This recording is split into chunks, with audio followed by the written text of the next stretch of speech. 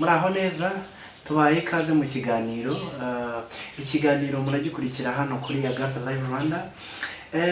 Nkuko bisanzwe tugira ibiganiro cyangwa tukagira akanyuzo byigisho byafasha umugenzi cyangwa umuntu uri mu rugendo akabona inkomezi. Rero nikaze turi kumwe umunsi n'abatumirwa bagiye kudufasha kumva intego twateganyije kugira ngo tuze kungukamo byinshi. Rero nikaze, intego iratubwira ngo mbese umwigishwa akwiye kuba hate.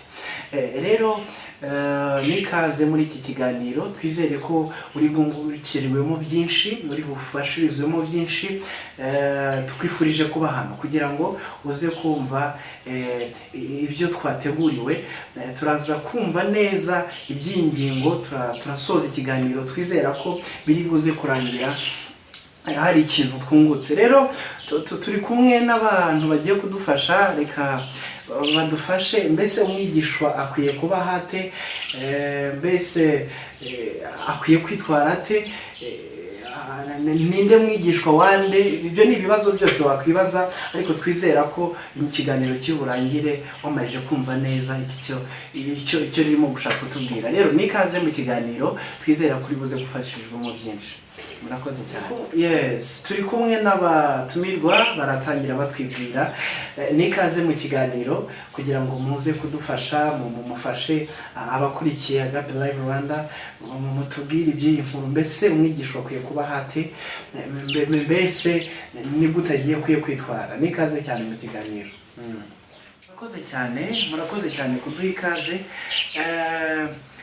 Twishimiye kuba kuri Agape Live Rwanda. Hanyuma tugiye kuganira ku ijambo ry'Imana nk'uko baduhaye umwanya. Turaza kuganira ku ijambo nk'uko baduhaye insanganyamatsiko irabaza ngo umwigishwa akwiye kuba hate. Mu bibazo twakwibaza nk'uko babitubajije, harimo ijambo rivuga ngo uwo mwigishwa n'uwande, mbese iyo myitwarire cyangwa ubwo buzima umwigishwa akwiye kubaho ni ubuzima nyabaki, ni imyitwarire nyabaki.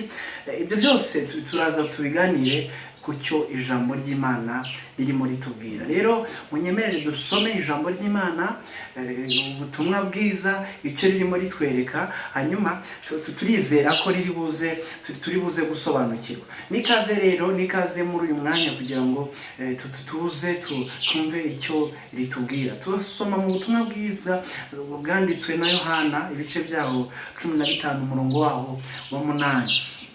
Ijambo ry'Imana riratubwiye ngo ngibyo nibyo byubahisha Data, nuko mwera imbuto nyinshi mukaba abigisha banjye.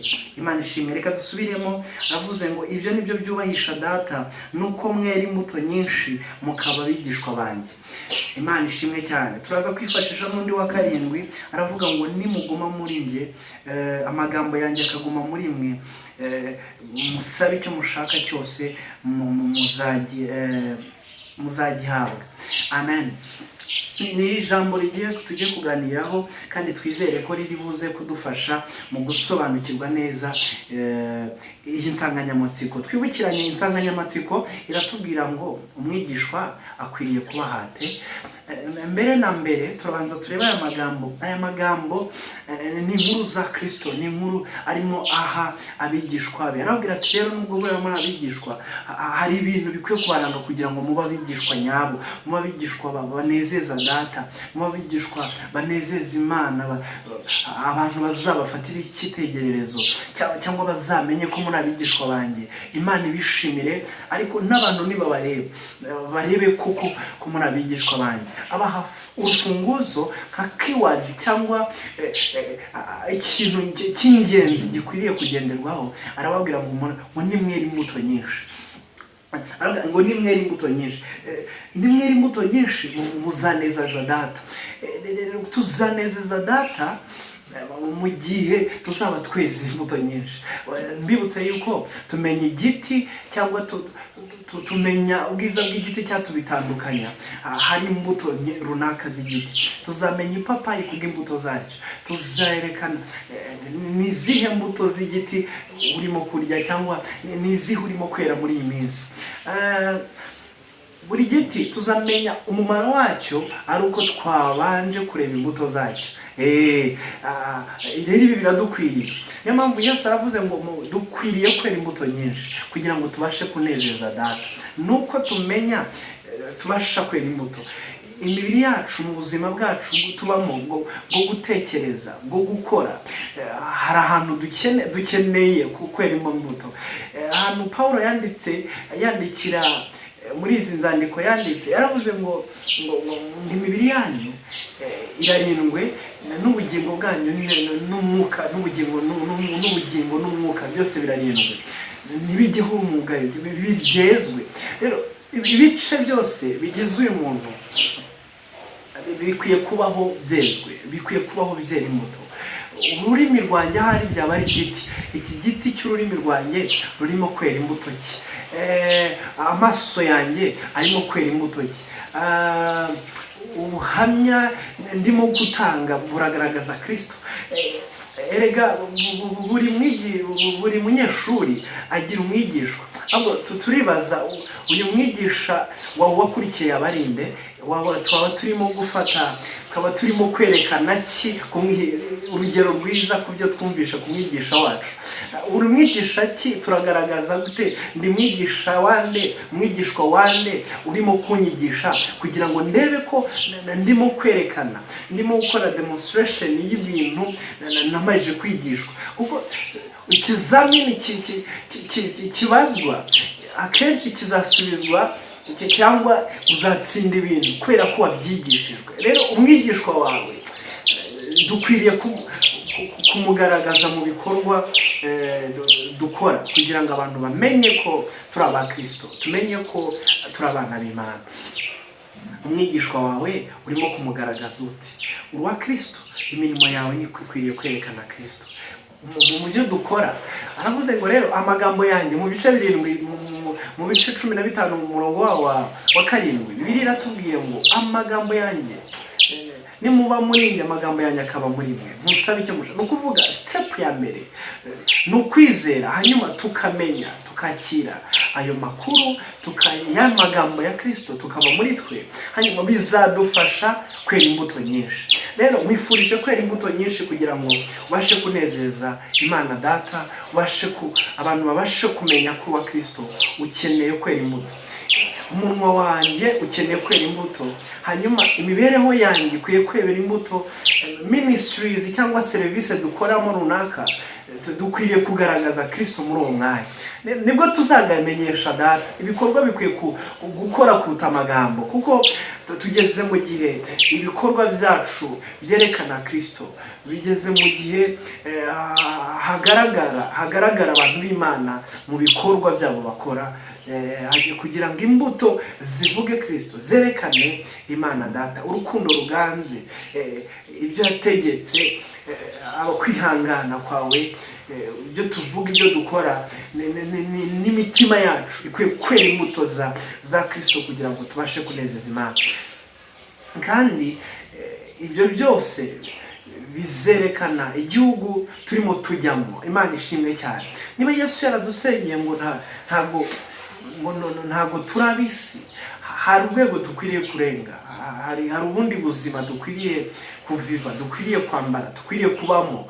Imana ishimwe cyane. Rero mwifurije kubaho mu buzima bwera imbuto, mu muryango wawe, mu kazi urimo, mu rwego runaka, muri generation uzima, ahantu ugeze runaka, dukwiriye kubaho twera imbuto zikwiriye abihari. Ukwiriye kugira urukundo n'imbuto zawe, ukwiriye kugira imbuto z'umwuka, ukwiriye kugira impano ariko ukagira n'imbuto zawe. Imana ishimwe. Ijambo ry'Imana riratubwira ngo hari abantu bamwe bihakana bagaragaza kwera ariko bakihakana iby'imbaraga zabo. Rero ntitukwiye kwihakana mu mbaraga z'Imana cyangwa kwera kw'Imana. Ibyo byose tuzabigaragariza mu mbuto cyangwa mu ko turimo tugaragaza Imana mu bikorwa byacu bya buri munsi. Garagaza Imana neza, nawe izakugaragaza neza. Ningaragaza Imana neza, nayo izagaragaza neza. Niyo jambo rivuga ngo uhamya Data cyangwa utantinya kugaragariza, kumpamiriza mu bantu, nanjye sinzatinya kuhamiriza izina rye imbere ya Data. Rero Imana idufashe, iduhe imbaraga, amagambo ya Kristo abe muri twebwe, tugume muri we, hanyuma duhabwe kwera imbuto zikwiriye. Imana iguhe umugisha mwene Data. umwigishwa wa Kristo, umwigishwa nyakuri wa Kristo akwiriye kubaho yera imbuto z'umwuka. Imana ishimwe. Nizere ko iki kiganiro hari icyo kigufashije. Era imbuto mu bihe nk'ibi ngibi, hari isezerano ry'abana b'Imana uzabona. Imana iguhe umugisha rero, Imana idufashe kandi iduhe imbaraga zo kugira ngo twere imbuto muri iki gihe nk'uko ijambo ry'Imana ridusabye. Imana iguhe umugisha, ugaragaza Imana neza, natwe izatugaragaza neza. Imana ibane nawe. Nizere ko umuyobozi w'ikiganiro hari ikintu byunguye muri iki kiganiro. Imana iguhe umugisha, n'abari badukurikiye Imana ibahe umugisha mwese. Amen. Icyo nakongera kuri bagenzi banjye ni uko buri gihugu cyose kigira ibiranga icyo gihugu. Rero nk'uko ijambo ryatubwiye, hari imbuto Kristo arimo dusaba, birasaba yuko turi bugaragaze izo mbuto mu buryo koko butandukanye. Buri gihugu kigira umuco, kikagira ururimi, kikagira n'amabwiriza runaka. Rero uyu mwami nawe afite igihugu ndetse afite n'ibyo arimo adusaba kugira ngo tuzageremo. Arimo adusaba ngo rero kugira ngo uyu mwami tuzamunezeze, hari imbuto zikwiriye kuturanga, hari ibidakwiriye kuturanga, hari n'ibidukwiriye kuturanga. Rero bene data, nshuti z'umusaraba, bene data dufatanyije urugendo rujya mu ijuru, dukwiriye kwera imbuto z'umwuka.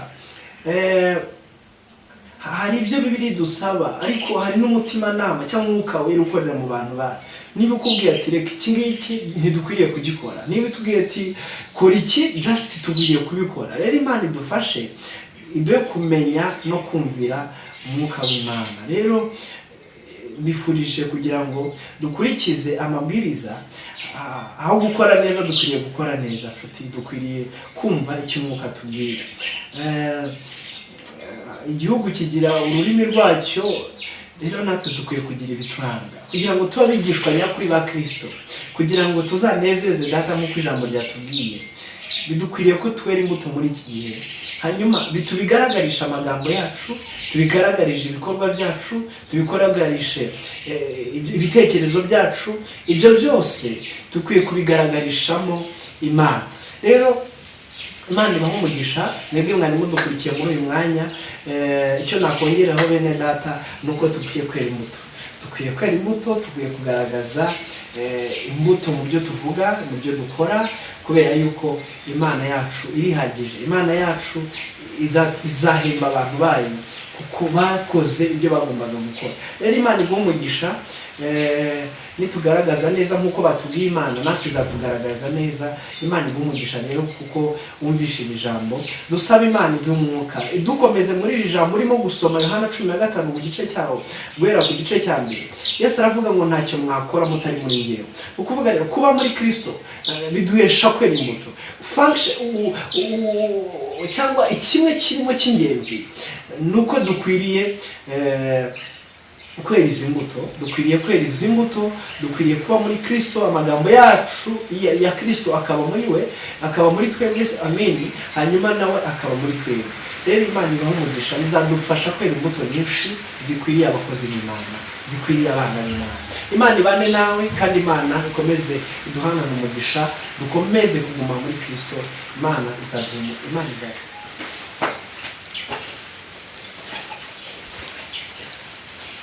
Yes, ngaya nguko dushimiye Imana kugaba bashyitsi twagize muri uyu mwanya. Twumve ko hari ikintu mwasigaranye, ko reka twizere ko hari icyo cyabafashije. Imana ibahe umugisha. Rero ikiganiro nakagaruka kuri Agape Live Rwanda, nikaze tubaha ibiganiro Imana ibashije gushyira ku mitima y'abantu, hanyuma tukabibageza uko Imana idushoboye.